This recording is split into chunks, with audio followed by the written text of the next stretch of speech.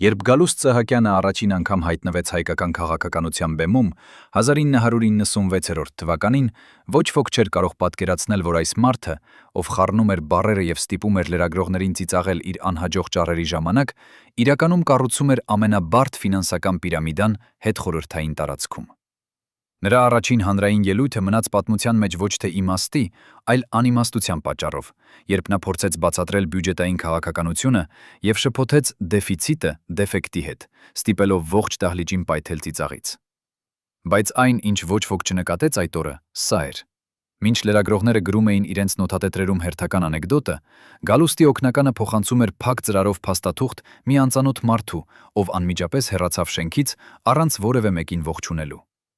Ով էր այդ մարդը։ Ինչու այդ փաստաթուղթը չհայտնվեց երբեք պաշտոնական արխիվներում։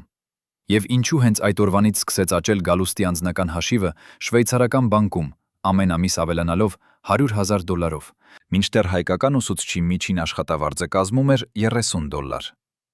Պատկերացրեք, որ դուք ապրում եք երկրում, որտեղ միջին ընտանիքը ծախսում է իր ամսական եկամտի կեսը հացի վրա։ Հիմա պատկերացրեք, որ ձեր խորհրդարանի փոխնախագահը, այն մարդը, ով պետք է պաշտպանի ձեր շահերը, գաղտնի գնում է իր որդու անունով լյուքս բնակարան Դուբայում $2,600,000։ Սա ոչ թե ֆանտազիա է, այլ փաստաթղթավորված իրականություն, որը պահպանվել է Էմիրատների անշարժ գույքի ռեեստրում։ Երբ հետաքննողները վերլուծեցին այդ գործարքը, նրանք հայտնաբերեցին ավելի ցնցող բան։ Գումարը փոխանցվել էր ոչ թե մեկ վճարումով, այլ 36 փոքր տրանշերով, յուրաքանչյուրը ճիշտ $100,000-ից պակաս, որպեսզի խուսափի միջազգային բանկային մոնիտորինգից։ Ով սովորեցրեց Գալուստին այդ տեխնիկան։ Ինչու յուրաքանչյուր տրանշ կատարվում էր ուրբաթ երեկոյան, երբ բանկային համակարգերը աշխատում են նվազագույն անձնակազմով։ Եվ ամենակարևորը, ինչու այդ բնակարանը երբեք չի օգտագործվել ապրելու համար, այլ անմիջապես վերավաճառվել է օֆշորային ընկերությանը, որի իրական սեփականատերը մինչ օրս անհայտ է։ Գալուստ Սահակյանի հանրային կերպարը կառուցված էր մի պարզ բանաձևի վրա։ Որքան ավելի հիմար թվաս, այնքան ավելի անտեսանելի ես դառնում ֆինանսական հանցագործությունների համար։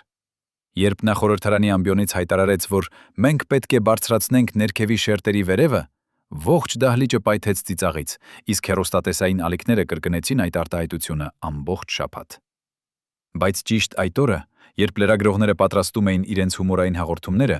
Գալուստի ստորագրությամբ հաստատվեց մի պետական պատվեր, որը տալիս էր նրա որդու ընկերությանը բացառիկ իրավունք մատակարարել բոլոր պետական հիմնարկներին համակարգիչներ, շուկայական գնից 30% բարձր գնով։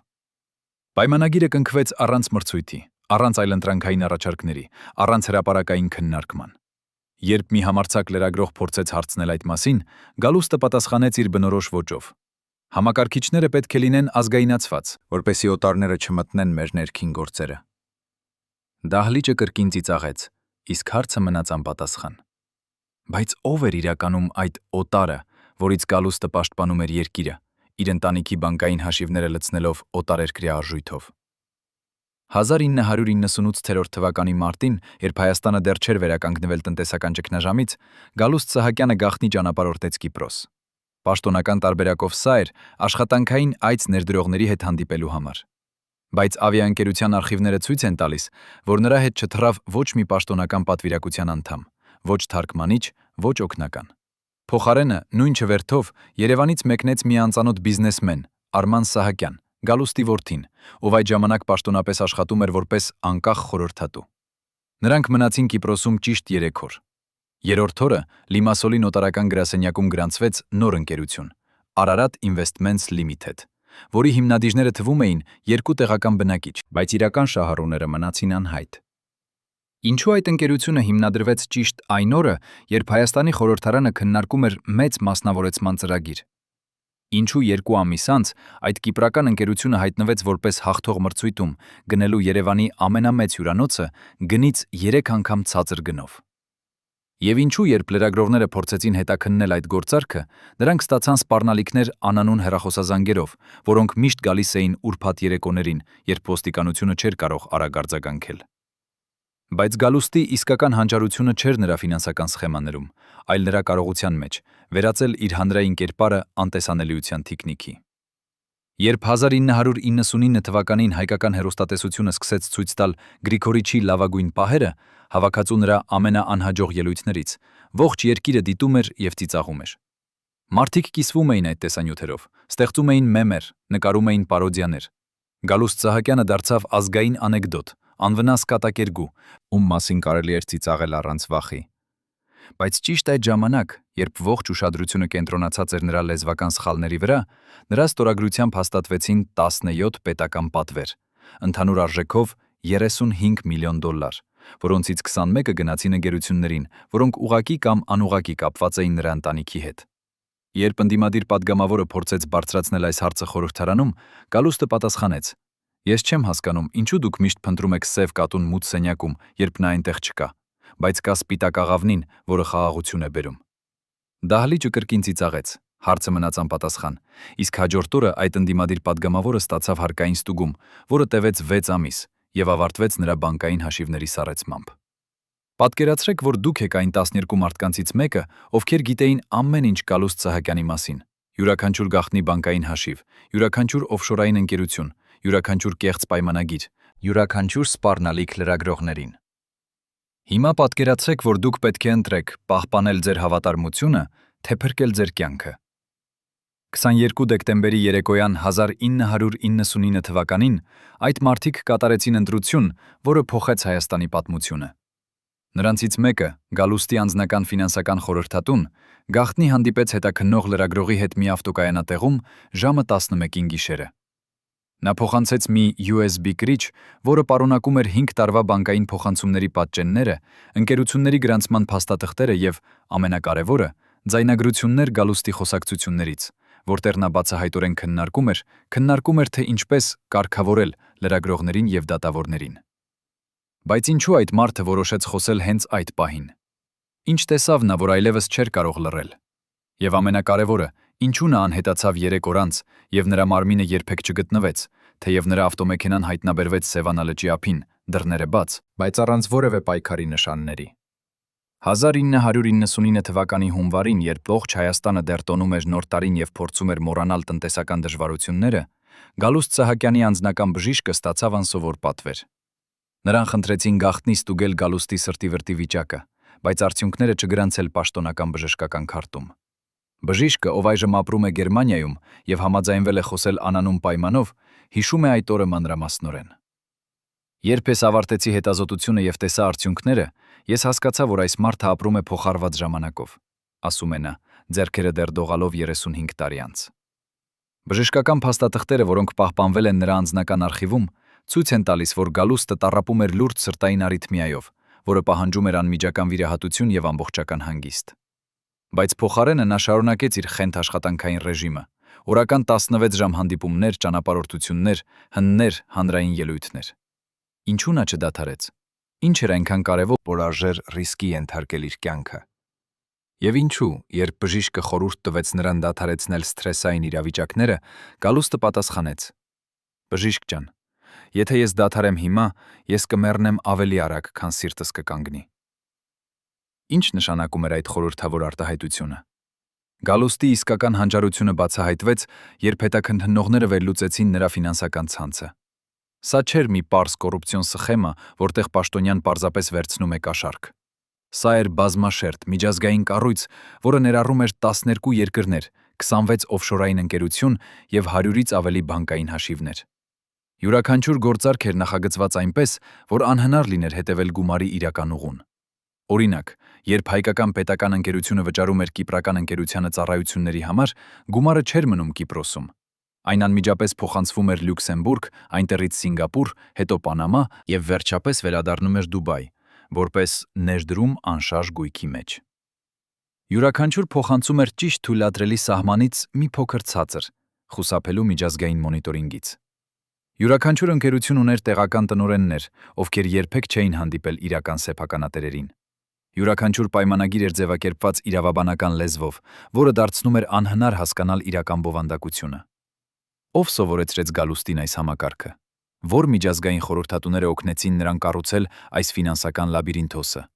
Եվ ինչու, երբ հետաքննողները փորձեցին հետևել գումարի հետքին, նրանք յուրաքանչյուր անգամ հանգում էին փակ դռներին։ Բանկերը հրաժարվում էին տրամադրել տեղեկություններ, նոտարները կորցնում էին փաստաթղթերը, իսկ վկաները չէին հիշում կարևոր մանրամասները։ Երբ դուք ծախսում էիք ձեր ամսական աշխատավարձի կեսը վճարելու էլեկտրաէներգիայի համար, Գալուստ Սահակյանը գնում էր իր որդու հետ Ժնև, աշխատանքային այցով։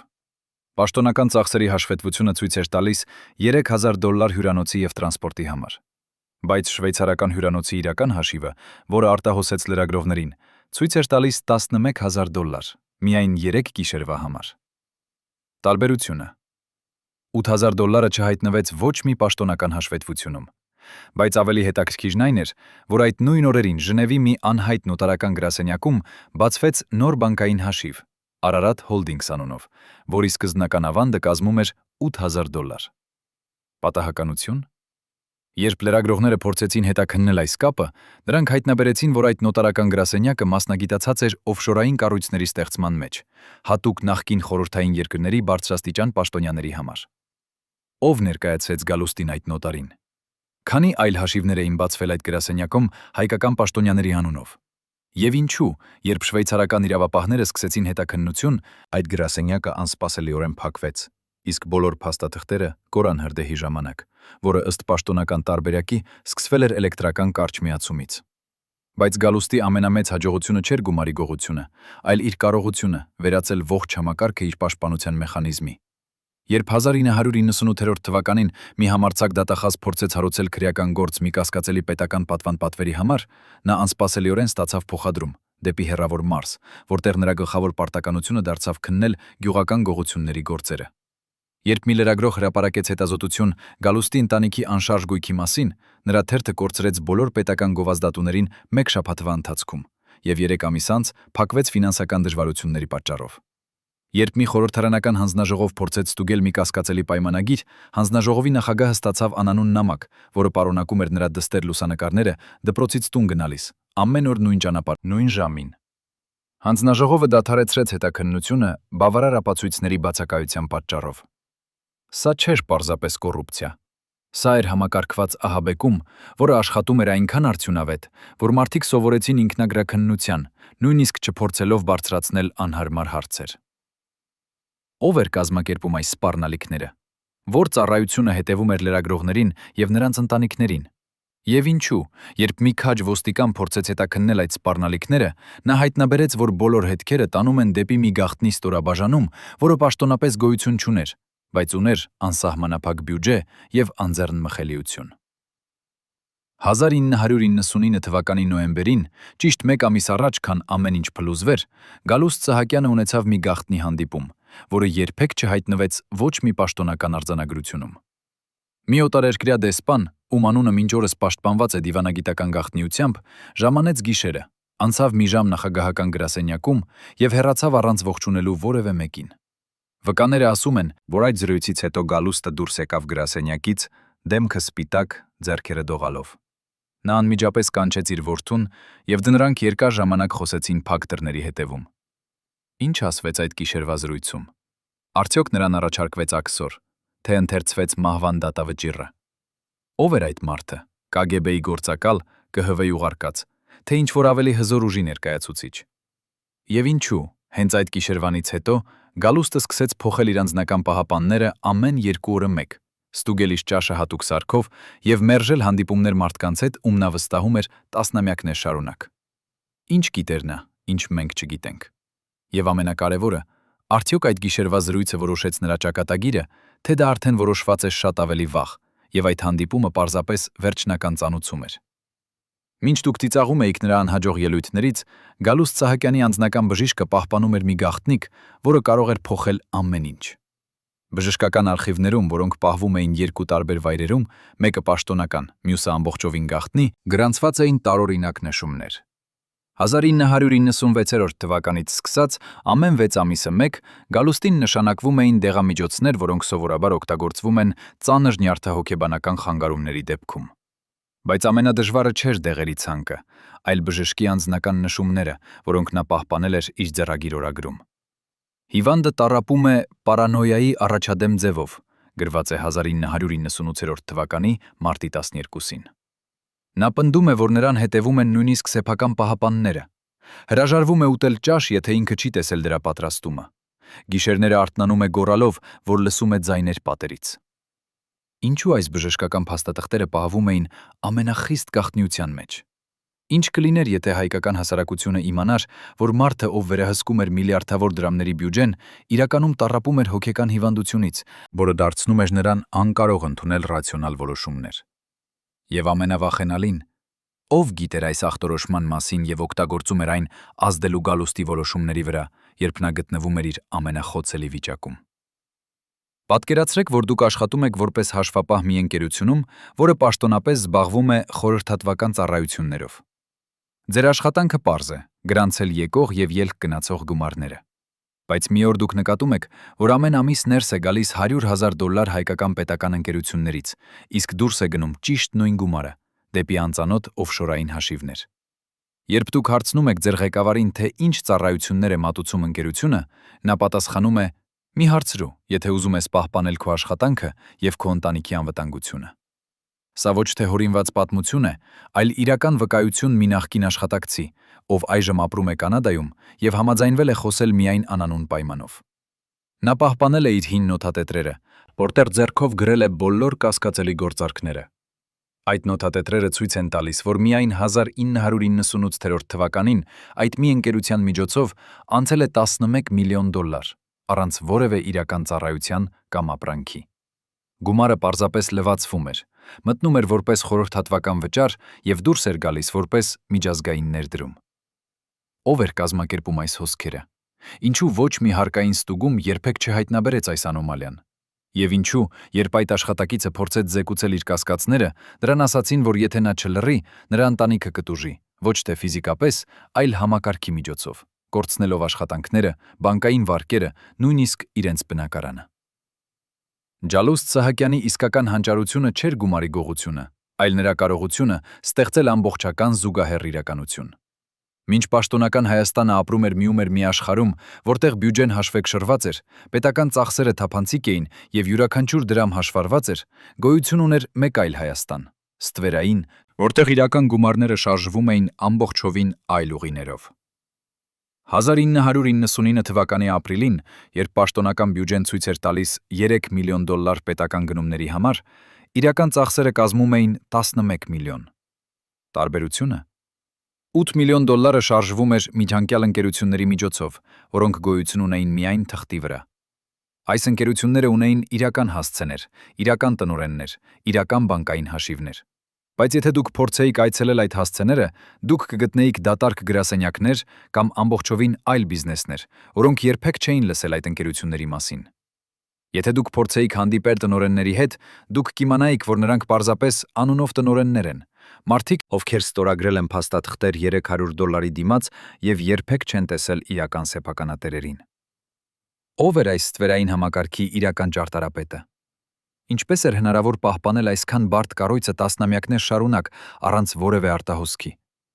Եվ ամենակարևորը, քանի այլ բարձրաստիճան պաշտոնյաներ օգտագործում էին նույն համակարգը, եւ արդյոք այն դեռ գործում է այսօր, պարզապես այլ անուններով եւ այլ դեմքերով։ Երբ դուք վճարում էիք 100 դրամ հացի համար, որը նախորդ տարի արժեր 50 դրամ, Գալուստ Սահակյանի որդին գնում էր Լոնդոն ուսումնական այցով։ Պաշտոնական փաստաթղթերը ցույց էին տալիս, որ նա մասնակցում էր երկշաբաթյա բիզնես դասընթացի արժեքով 5000 ֆունտ։ Բայց բրիտանական սահմանային ծառայության արխիվները, որոնք հետագայում արտահոսեցին լրագրողներին, ցույց էին տալիս ավելի հետաքրքրի պատկեր։ Արման Սահակյանը մնաց Լոնդոնում ոչ թե 2 շաբաթ, այլ 6 շաբաթ։ Այդ ժամանակահատվածում նա չմասնակցեց ոչ մի դասընթացի, բայց հանդիպեց 12 անգամ մի անծանոթ իրավաբանի հետ, ով մասնագիտացած էր օֆշորային կառույցների ստեղծման մեջ։ Այդ 6 շաբաթվա ընթացքում գրանցվեցին 5 նոր ընկերություններ, 3-ը Լոնդոնում, 1-ը Ջերսի կղզում, 1-ը բրիտանական Վիրջինյան կղզիներում։ Յուրաքանչյուր ընկերություն ուներ տարբեր տնօրեններ, տարբեր հասցեներ, տարբեր բանկային հաշիվներ, բայց բոլորի իրական շահառուն էր նույն մարդը։ Ով վճարեց այդ ծախսերը, որոնք գերազանցում էին 30,000 ֆունտը։ Ինչու այս ընկերությունները հիմնադրվեցին հենց այն ժամանակ, երբ Հայաստանում պատրաստվում էր մեծ մասնավորեցման ծրագիր։ Եվ ինչու 3 ամիս անց այս 5 ընկերություններից 3-ը հայտնվեցին որպես հաղթողներ տարբեր մրցույթներում, ձեռք բերելու հայկական պետական ակտիվներ ընդհանուր արժեքով $15 միլիոն։ Բայց Գալուստի ամենավախենալի գործիքը չէր նրա ֆինանսական սխեմաները, այլ նրա կարողությունը վերածել մարդկանց իրենց սեփական բանտապահների։ 1998 թվականի հունիսին մի խումբ լրագրողներ որոշեցին միավորել իրենց ջանքերը և պատրաստել մեծ հետազոտություն Գալուստի ընտանիքի հարստության մասին։ Նրանք հավաքեցին փաստաթղթեր, վերլուծեցին բանկային հոսքերը, հարցազրույցներ վերցրին վկաներից։ 3 ամիս աշխատանքից հետո նրանք ունեին ամբողջական պատկեր, անուններ, նուններ, ամսաթվեր, գումարներ, կապեր։ Բայց մեկ շաբաթ առաջ, քան նրանք պատրաստվում էին հրապարակել իրենց հետազոտությունը, տարօրինակ բաներ սկսեցին պատահել։ Առաջին լրագրողը ստացավ հեռախոսազանգ իր մոր բժշկից, նրան տեղեկացնելով, որ մայրը ունի լուրջ սրտային խնդիր և պետք է անմիջապես վիրահատվի։ Բայց վիրահատությունը արժե $10,000, որը նա չունի։ Երկրորդ լրագրողը հայտնաբերեց, որ նրա բանկային վարկը, որը նա կանոնավոր վճարում էր 3 տարի, հանկարծ վերահաշվարկվել է, և այժմ նա պարպարտական է վճարել լրացուցիչ $5,000։ Երրորդ լրագրողի դուստրը չընդունվեց համալսարան, թեև ունեցել էր գերազանց գնահատական մեր։ Չորրորդ լրագրողի ամուսինը կորցրեց իր աշխատանքը կրճատումների պատճառով։ Յուրաքանչյուր դեպք առանձին վերցրած կարող էր թվալ պատահականություն, բայց երբ բոլոր 5 լրագրողները հանդիպեցին և համեմատեցին իրենց պատմությունները, դրանք հասկացան, սա համակարգված հարձակում էր։ Ով կարող էր կազմակերպել այսքան տարբեր, բայց միաժամանակ համակարգված պատահականություններ։ Ինչպիսի ուժ և ազդեցություն էր պետք, որպեսզի միաժամանակ ազդես բժշկական համակարգի, բանկերի, համալսարանների և մասնավոր ընկերությունների վրա։ Եվ ամենավախենալին, եթե նրանք կարող էին անել այս ամենը 5 լրագրողի հետ, քանի այլ մարդիկ էին արդեն լռեցվել նույն մեթոդներով, և քանիսը պարզապես վախեցել էին նույնիսկ փորձել։ 1999 թվականի սեպտեմբերին, ճիշտ 3 ամիս առաջ, քան ամեն ինչ փլուզվեր, Գալուստ Սահակյանը կատարեց մի քայլ, որը ցույց էր տալիս, որ նա գիտեր, ինչ-որ բան սխալ է։ Նա գաղտնի հանդիպեց իր ամենավստահելի ֆինանսական խորհրդատուի հետ և տվեց անսովոր հանձնարարություն՝ փոխանցել $5 միլիոն դեպի նոր բացված հաշիվ Սինգապուրում, որը գորանցված էր ամբողջովին նոր անունով, որը չուներ ոչ մի կապ նրա ընտանիքի հետ։ Այս գործարքը կատարվեց ոչ թե մի անգամ, այլ 30 փոքր տրանշերով, յուրաքանչյուրը $100,000-ից պակաս, որպեսզի խուսափի ավտոմատ զեկուցումից։ Բայց ամենահետաքրքիրը չէր գումարի չափը, այլ այն փաստը, որ այդ հաշվին հասանելիություն ուներ միայն մեկ մարդ, ոչ թե Գալուստը, ոչ թե նրա որդին, այլ մի անծանոթ կին, ով ապրում էր Թայլանդում և ում անունը երբեք չէր հիշատակվել ոչ մի պաշտոնական փաստաթղթում։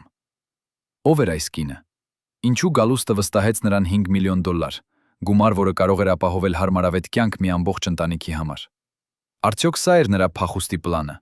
Գումար, որը պահված էր անհասանելի վայրում, անծանոթ մարդու անունով, որպեսզի եթե ամեն ինչ փլուզվի, նա ունենա ինչ-որ բան, որին կարող է դիմել։ Եվ ամենակարևորը, ինչու այդ գումարը երբեք չօգտագործվեց, նույնիսկ երբ Գալուստը հայտնվեց իր ամենավատ իրավիճակում, և ուր է այդ գումարը այսօր, 35 տարի անց։ Պատկերացրեք, որ դուք եք այն մարդը, ով պատասխանատու է Գալուստ Սահակյանի անձնական անվտանգության համար։ Ձեր աշխատանքը պարզ է՝ ապահովել, որ ոչ ոք չվնասի նրան։ Բայց մի օր դուք նկատում եք, որ ձեր շեֆը սկսում է վարվել տարօրինակ։ Նա պահանջում է, որ նրա ճաշը պատրաստի միայն մեկ որոշակի խոհարար, ով պետք է աշխատի առանձին խոհանոցում, որտեղ տեսախցիկներ են տեղադրված։ Նա հրաժարվում է օգտագործել իր սովորական ավտոմեքենան և պահանջում է, որ ամեն օր նրան տանեն տարբեր մեքենաներով, որոնք ընտրվում են պատահականության սկզբունքով։ Նա դադարում է քնել իր սեփական ննջասենյակում և փոխում է սենյակները ամեն գիշակները, ամեն գիշեր, առանց նախապես տեղեկացնելու որևէ մեկին։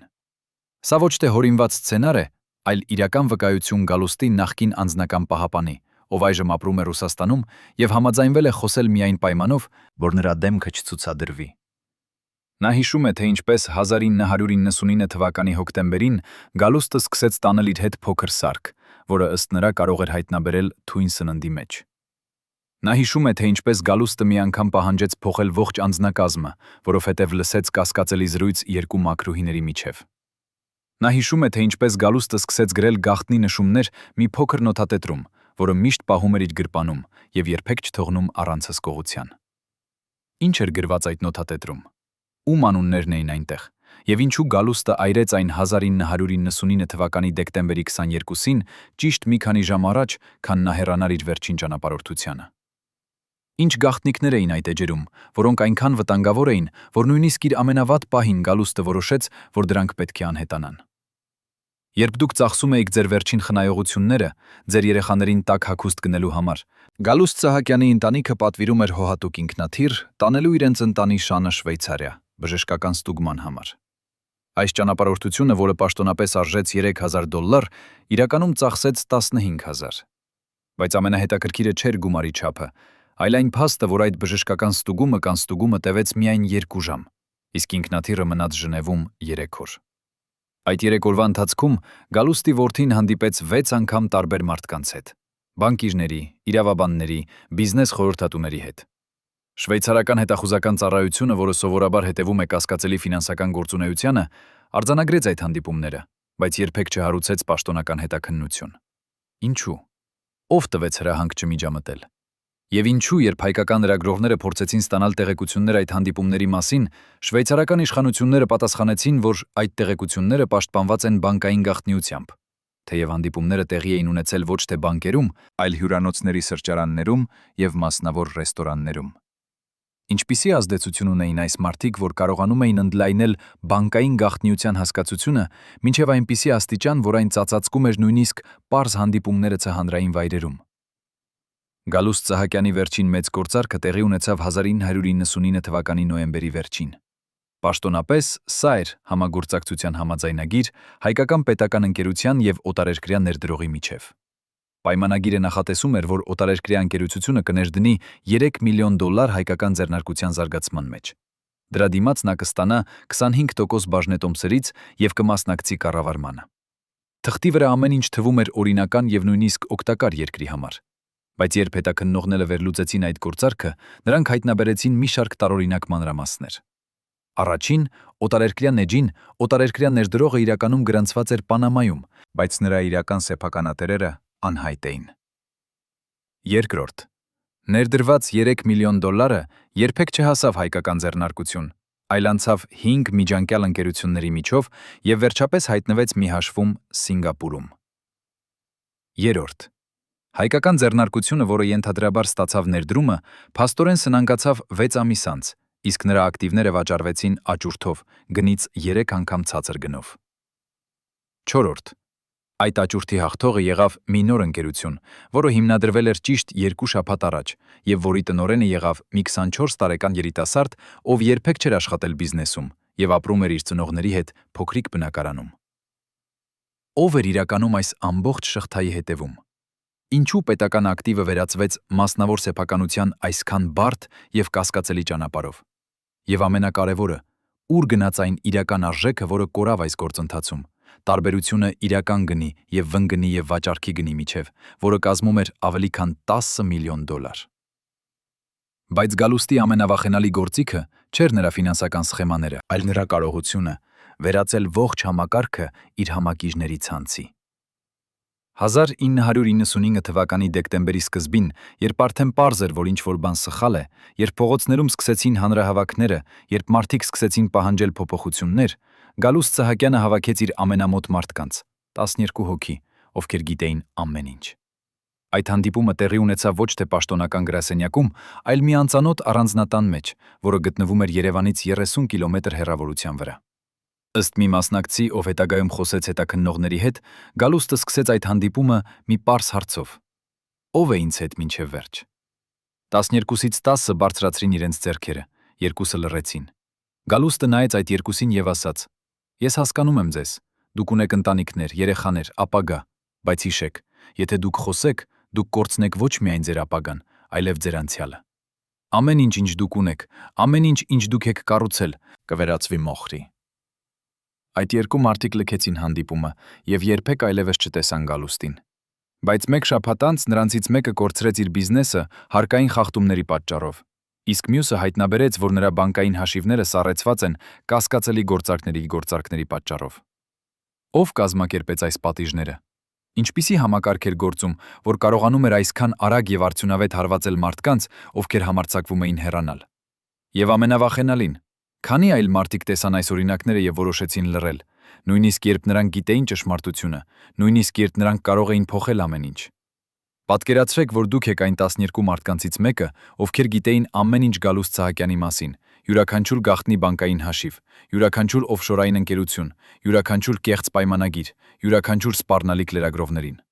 Հիմա պատկերացրեք, որ դուք պետք է ընտրեք՝ պահպանել ձեր հավատարմությունը, թե փրկել ձեր կյանքը։ 22 դեկտեմբերի երեկոյան 1999 թվականին այդ մարդիկ կատարեցին ընտրություն,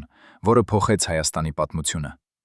Նրանցից մեկը, Գալուստի անձնական ֆինանսական խորհրդատուն, գաղտնի հանդիպեց հետաքննող լրագրողի հետ մի ավտոկայանատեղում, ժամը 11-ին գիշերը։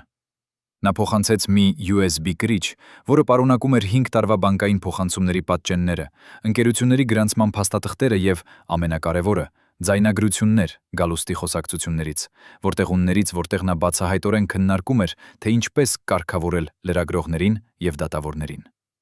Բայց ինչու այդ մարդը որոշեց խոսել հենց այդ պահին։ Ինչ տեսավ նա, որ այլևս չէր կարող լռել։ Եվ ամենակարևորը, ինչու նա անհետացավ 3 օր անց, եւ նրա մարմինը երբեք չգտնվեց, թեև նրա ավտոմեքենան հայտնաբերվեց Սևանա լճի ափին, դռները բաց, բայց առանց որևէ պայքարի նշանների։ Այն, ինչ այդ խորհրդատուն փոխանցեց այդ գիշերը, բացահայտում էր ոչ թե պարզ կոռուպցիոն սխեմա, այլ ամբողջական զուգահեռ պետություն, որը գործում էր Հայաստանի ներսում։ USB գրիչի մեջ էին փաստաթղթեր, որոնք ցույց էին տալիս, որ Գալուստի կառույցը ուներ իր սեփական հարկային համակարգը։ Յուրաքանչյուր ընկերություն, որը ուզում էր հանգիստ աշխատել, պետք է վճարեր խորհրդատվական վճար մի անծանոթ ընկերությանը, որը պատկանում էր Գալուստի որդուն։ Այդ վճարները չէին հայտնվում ոչ մի պաշտոնական հաշվետվությունում, բայց եթե ընկերությունը հրաժարվեր վճարել, նրանք անսպասելիորեն ստանում էին հարկային ստուգում, որը տևում էր ամիսներ եւ ավարտվում էր ավերիչ տուգանքներով։ Փաստաթղթերը ցույց էին տալիս, որ միայն 1998 թվականին այս զուգահեռ հարկից հավաքվել էր ավելի քան $7 միլիոն։ Բայց ամենացնցող մասը չէր գումարի չափը, այլ այն փաստը, որ այս համակարգը գործում էր բոլորի աչքի առաջ։ Պաշտոնական հարկային ծառայությունը գիտեր դրա մասին, ոստիկանությունը գիտեր, դատախազությունը գիտեր, բայց ոչ ոք չէր միջամտում։ Ինչու՞։ Որովհետև յուրաքանչյուր այդ կառույցի ղեկավարները ինքնին էին մաս այդ համակարգի եւ ստանում էին իրենց բաժինը։ Սա չէր պարզապես մի մարդու կոռուպցիա, սա էր ամբողջ պետական ապարատի վերածումը մի հսկայական հանցավոր կազմակերպության, որտեղ յուրաքանչյուրը ստանում էր իր մասը եւ պահպանում էր լռությունը։ Երբ դուք կանգնած էիք հերթում ձեր ամսական հացի բաժինը ստանալու համար, Գալուստ Սահակյանի անձնական բժիշկը գրում էր իր գաղտնի օրագրում մի նշում, որը կարող էր ամեն ինչ բացատրել։ 1999 թվականի հոկտեմբերի 15-ին նա գրեց. Հիվանդը այլևս չի կարողանում տարբերել իրականությունը երևակայությունից։ Այսօր նա պնդեց, որ լսում է ձայներ պատերից, որոնք պլանավորում են նրան թունավորել։ Երբ ես բացատրեցի, որ սա անհնար է, նա սկսեց գոռալ, որ ես էլ եմ դավադրության մաս։ Նա պահանջեց, որ ես հեռանամ եւ երբեք չվերադառնամ։ Բայց 3 ժամ անց նա կանչեց ինձ եւ վարվեց այնպես, կարծես ոչինչ չէր եղել։ Նրա վիճակը վատանում է ամեն օր, բայց նա հրաժարվում է ընդունել բուժում, որովհետև համոզված է, որ բոլոր դեղերը թունավորված են։ Այս բժշկական նշումները, որոնք պահպանվել են բժշկի անձնական արխիվում, ցույց են տալիս, որ Գալուստ Սահակյանը վերջին ամիսներին ապրում էր մի աշխարհում, որտեղ բոլորը թշնամիներ էին, բոլորը դավադիժներ էին, բոլորը ուզում էին նրան վնասել։ Բայց ամենավախենալին այն էր, որ այս վիճակում գտնվող մարդը շարունակում էր կայացնել որոշումներ, որոնք ազդում էին միլիոնավոր մարդկանց կյանքի վրա։ Նա շարունակում էր ստորագրել պայմանագիրներ, հաստատել բյուջեներ, տալ հրահանգներ։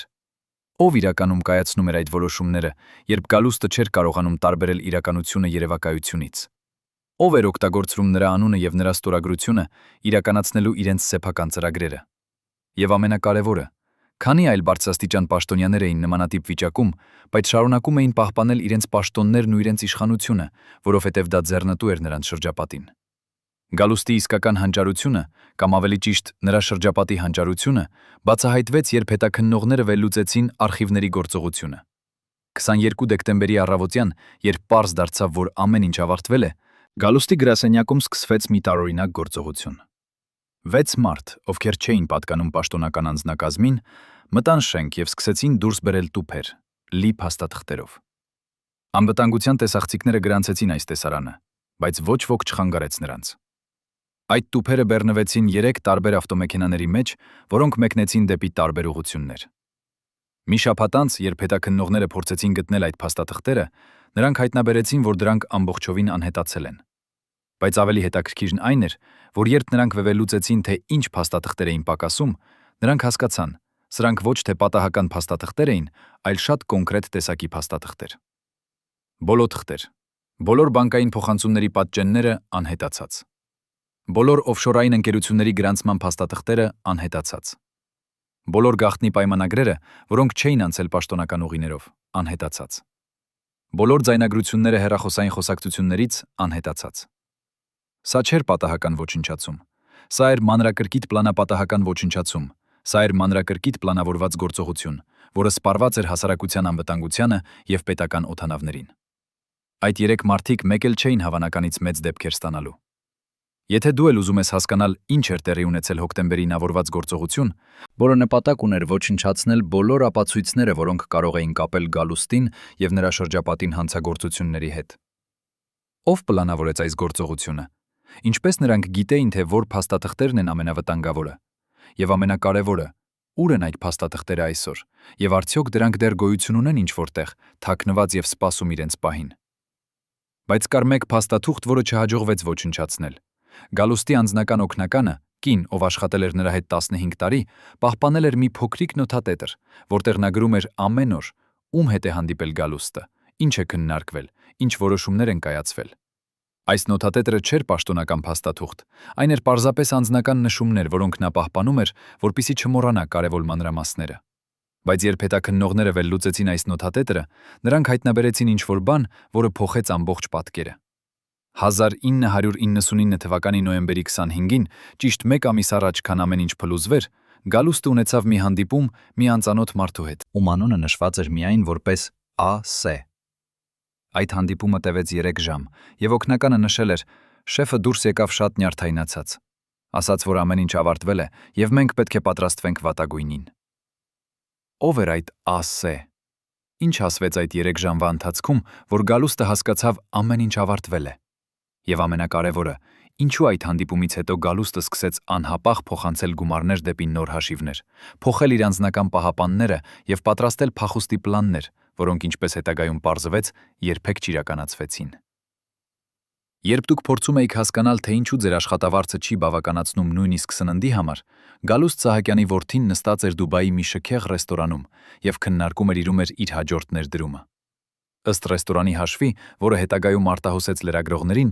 այդ ընթրիքը արժեց $12,000 միայն 1 երեկոյի համար։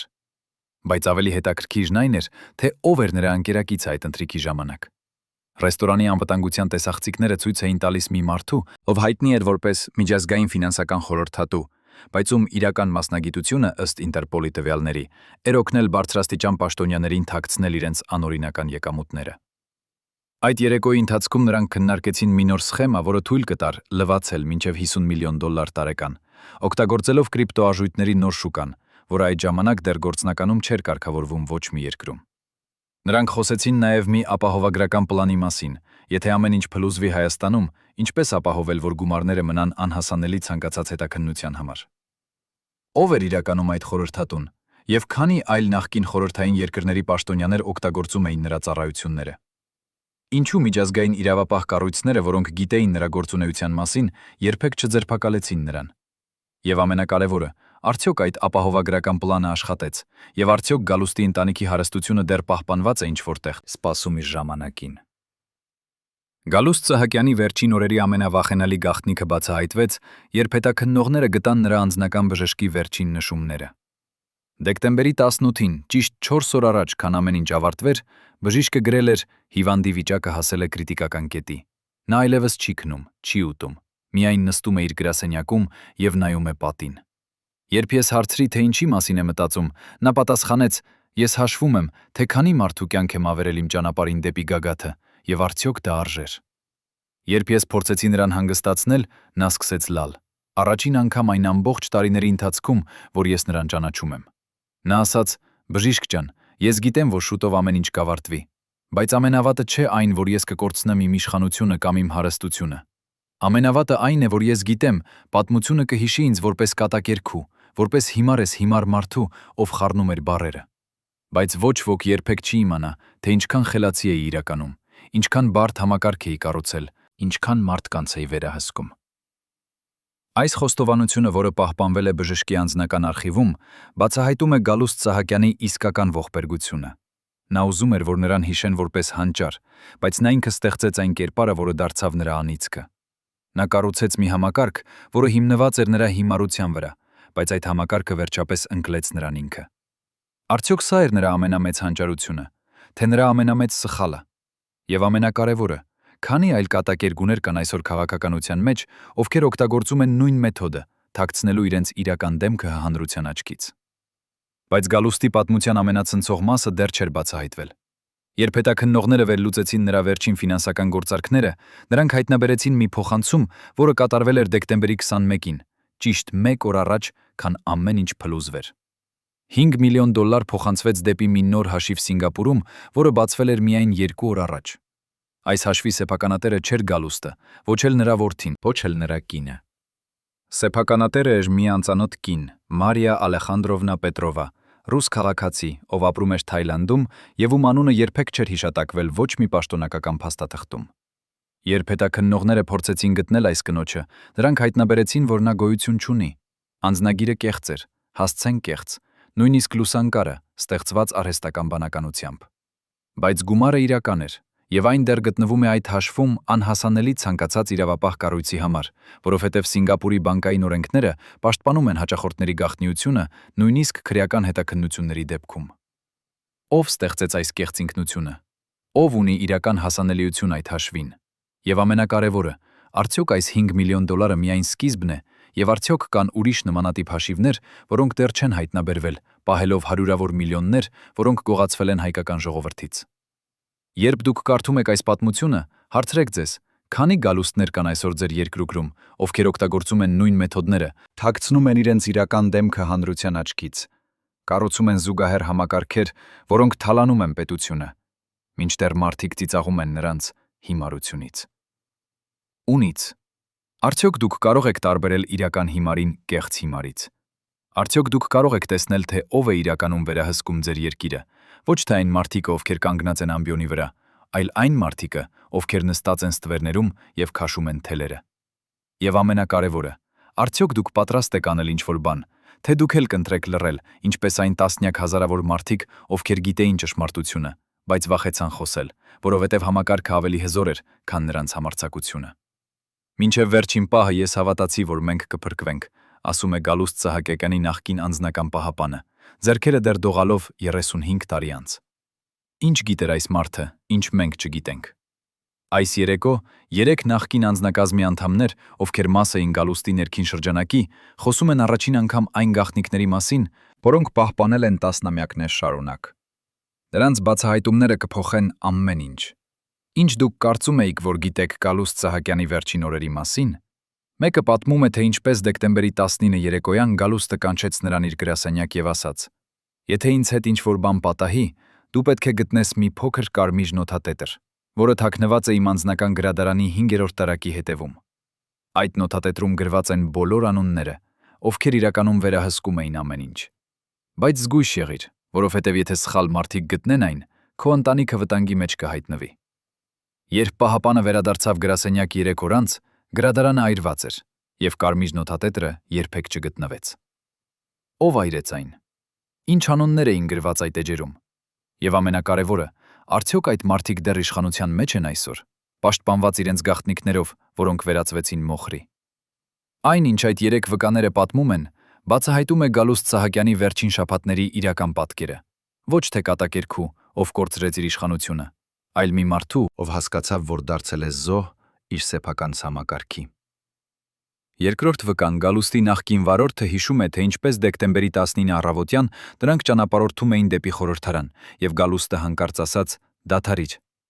Նրանք կանգ առին ճանապարհի կողի կողքին, եւ Գալուստը նայեց դեպի քաղաքը, Երևանը, որը արթնանում էր առավոտյան արևի տակ։ «Տեսնու՞ս այս քաղաքը», ասաց նա։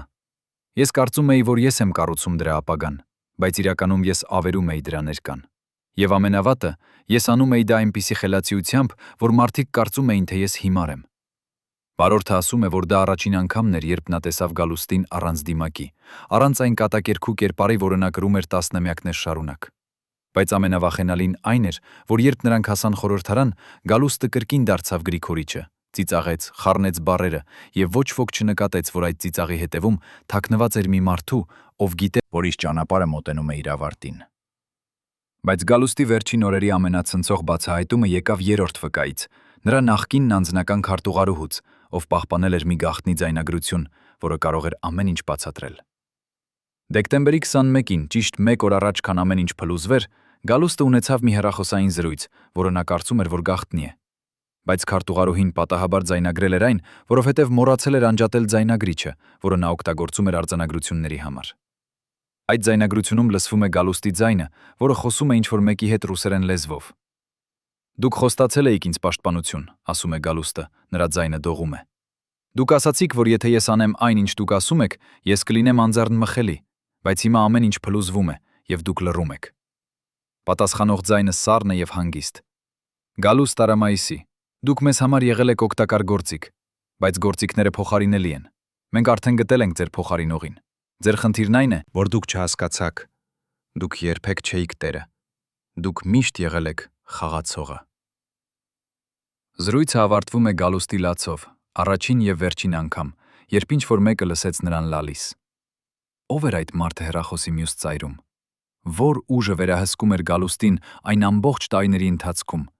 Եվ ամենակարևորը, ով էր այդ փոխարինողը, ով արդեն պատրաստ էր զբաղեցնել Գալուստի տեղը եւ շարունակել նույն համակարգը նոր դեմքով։ Երբ դուք փորձում էիք հասկանալ, թե ինչու ձեր երկիրը չի կարողանում դուրս գալ աղքատությունից, Գալուստ Սահակյանի որդին նստած էր Լոնդոնի մի շքեղ հյուրանոցում եւ հանդիպում էր մի խումբ ներդրողների հետ։ Բայց այս ներդրողները չէին սովորական բիզնեսմեններ։ Ըստ բրիտանական հետախուզական ծառայության արխիվների, որոնք հետագայում արտահոսեցին WikiLeaks-ի միջոցով, այս հանդիպման մասնակիցները ներառում էին 3 նախկին KGB-ի գործակալներ, 2 օֆշորային բանկերի տնօրեններ եւ 1 մարդու, ով հայտնի էր որպես փողերի լվացող նախկին խորհրդային հանրապետությունների էլիտայի համար։ Այդ հանդիպման ժամանակ նրանք քննարկեցին ոչ թե նոր ներդրումներ, այլ ակտիվների տեղափոխման արագացված պլան, ինչպես տեղափոխել հարյուրավոր միլիոններ դոլար դեպի անվտանգ վայրեր, մինչ Հայաստանում իրավիճակը դեռ չէր դարձել անվերահսկելի։ Նրանք խոսեցին նաև նոր կառույցների մասին, որոնք կարող էին փոխարինել հին կառույցները, երբ Գալուստի համակարգը փլուզվեր։ Մեկը նշեց. Գալուստը կատարեց իր դերը։ Նա ստեղծեց ենթակառուցվածքը, բացեց ուղիները, սովորեցրեց համակարգին աշխատել։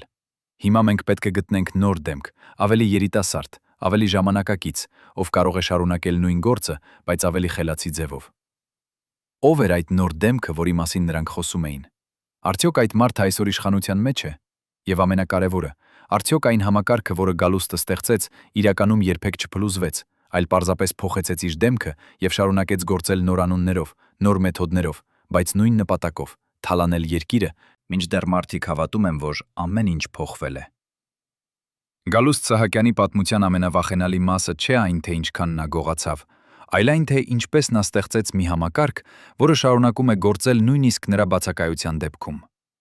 Երբ հետաքննողները վերլուծեցին նրա ֆինանսական ցանցը, նրանք հայտնաբերեցին, որ այն կառուցված էր այնպես, որ չկախված լիներ մեկ մարդուց։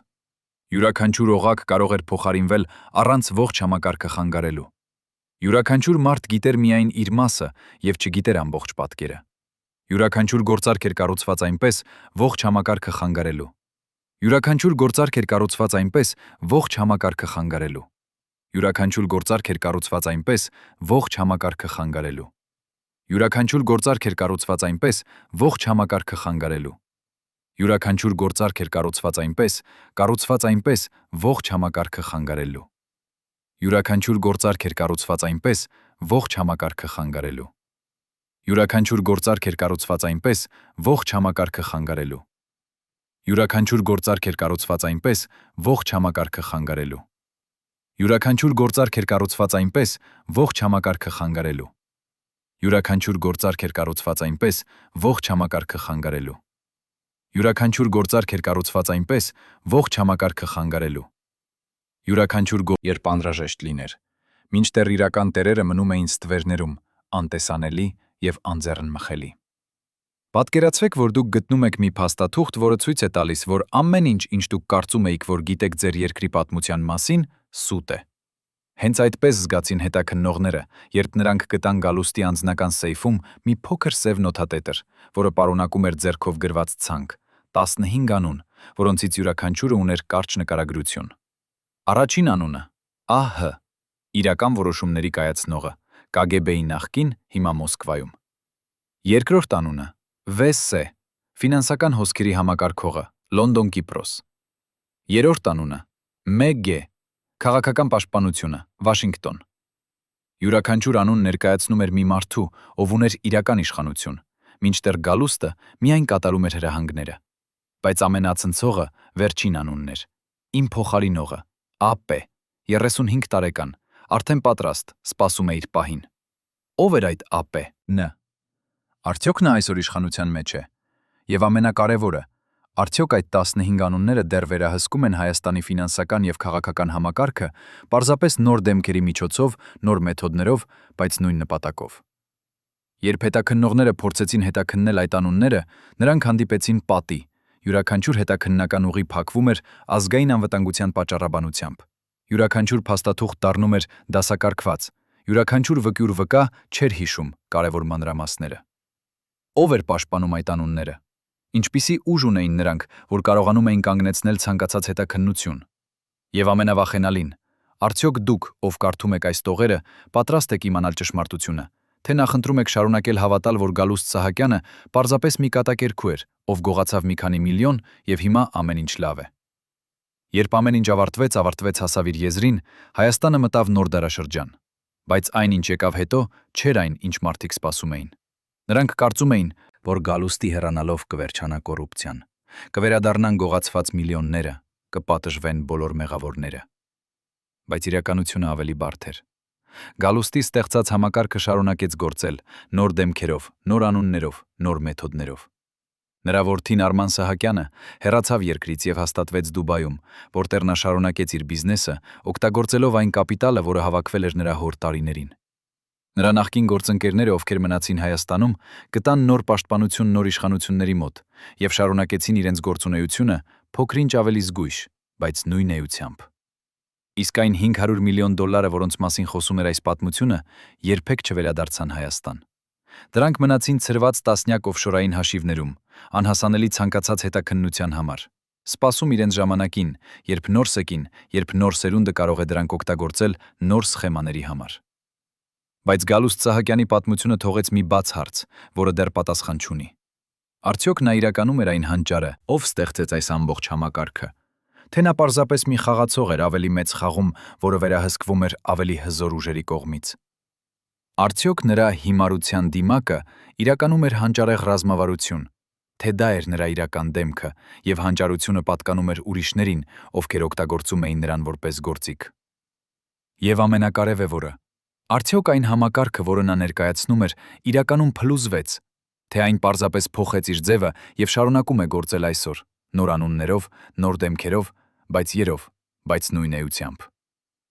Գուցե ամենավախենալի ճշմարտությունը հենց այն է, որ Գալուստ Սահակյանը երբեք չէր եզակի երևույթ, այլ միայն միօրինակ այն համակարգի, որը գործում է բոլորն ու բոլոր նախկին խորհրդային հանրապետություններում։ Համակարգ, որը վերածում է պետությունը մասնավոր սեփականության, որտեղ իշխանությունը չի ծառայում ժողովրդին, այլ օգտագործում է ժողովրդին որպես ռեսուրս իր սեփական հարստացման համար։ Հարգելի հեռուստադիտողներ, եթե դուք հետևել եք այս ողբերգական պատմությանը մինչև վերջ, գրեք մեկնաբանություններում, թե որ քաղաքից եք։ Մեզ համար կարևոր է իմանալ, թե որտեղ է Գալուստ Սահակյանը դեռ հիշվում։ Եվ բաժանորդագրվեք ալիքին, որպեսզի չկորցնեք ճշմարտությունը պատմության կուռքերի մասին։